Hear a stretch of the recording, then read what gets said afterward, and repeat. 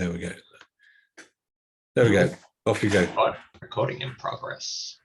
Okay. So Alan really just summarized it. We need some visitors. Visitors turn into members, and members more better members. I was going to say more members, but it's really about better members. Is what we need. So we're just going to spend a couple of minutes talking about visitors, who and why, and then when we go into breakout rooms, there's an opportunity in there, I think, to come up with a couple of other reasons as to why, but more importantly, who. This thing never bloody works first time round, doesn't it? So here's a quote that I stole from somewhere. I think it's we were talking about BNI before. I think it is a BNI thing, but it is absolutely true.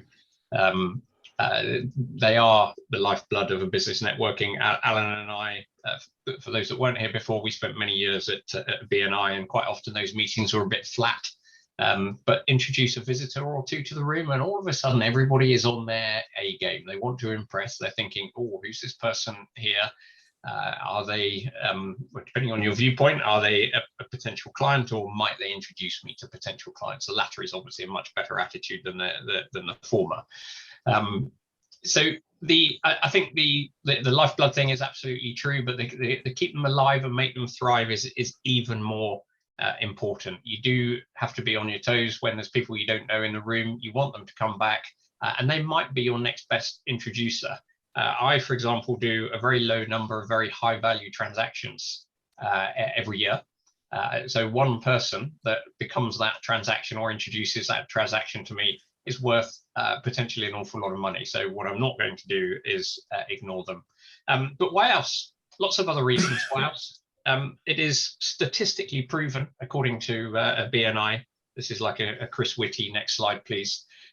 Visitors give more referrals. When they come, they give more referrals. I don't know why, it just happens.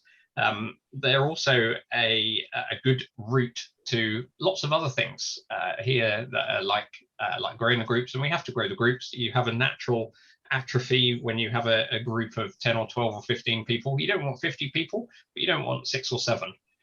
So the odd visitor that then stays long term, 2 or 3 years or whatever, and you have that natural rotation of people is a very good thing. It's very stimulating. On a much more parochial note, you might have somebody who perhaps you would like to have this kind of relationship with, but you don't really have a good reason to ring them up. You can't ring them up and say, hey, I'd like to have a relationship with you. But you could ring them up and say, I go to this really cool networking group, Oxfordshire's most relaxed networking group. I would love you to come along. Then you've got a reason to contact them, get them in the room, you can do some good stuff, and then you can follow them up afterwards.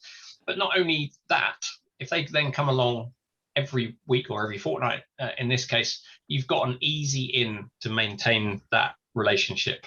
So a good example, a parochial example here, is that I get virtually all my work from IFAs and accountants. So I would love to have, we have the world's best non-accountant in the room anyway, an accountant in an appropriate firm that would constantly feed me business, and I could give them a lot of work as well. So it's that easy opportunity to maintain a relationship. You haven't stuck 2 fingers up at me yet, but according to my clock. No, I'm fascinated actually. So I'm transfixed. Okay, so when you start to think about who, the BNI, I'm banging on a lot about BNI, but there's a lot of good underpinnings in BNI. The know, like, and trust thing. I do think those are important, but the most important one of those is the trust. In fact, you're unlikely to have a good level of trust unless you have the know and the like anyway. But if they're not going to come along and give work to you or the group, or get work from you or the group, they're not the right person. Just as importantly to that is that they fit in. Culturally is an important word here. We don't want bolshy, brash people, nor do we want people at the other end of the spectrum, but they have to fit in business-wise as well. So we have quite a nice ethos within this group. There's quite a nice culture, and I think if you've got someone that fits in with that, there's a good chance they would fit in here as well. But we don't want to annoy other people in the room, so it has to be a relevant introduction as well. We don't want a direct competitor. We don't want somebody who perhaps other people wouldn't refer to, or whatever. And that's a conversation that sometimes perhaps we have to have. So I think this is my final slide. Who is this person? They're probably someone you already know, but would like to know better.